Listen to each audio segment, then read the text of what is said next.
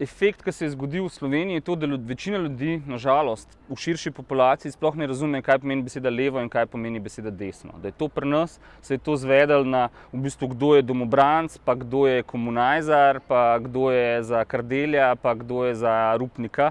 Ali pa da sta to samo neki dve plati istega kovanca, ki se pač menjata in nekako ni med njima nobene vsebinske razlike. Treba je pa pač nujno razumeti, da so razlike, da dejansko za mene pomeni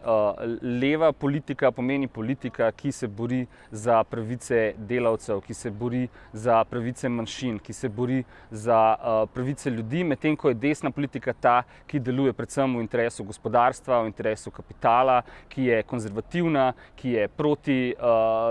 migracijam in tako naprej. In to so ključne vsebinske razlike in zato je po mojem logično in to ni ničesar, kar bi bilo treba na kakšen način se sramovati tega, da so organizacije, nevladne organizacije, ki delajo v dobro ljudi in okolja, bodo avtomatično, seveda logično, se zavzemali za politike, ki sodijo na lev spekter političnega programa in je to normalno in je to logično. Gospodarstvo naj se pa zavzema za desne politike.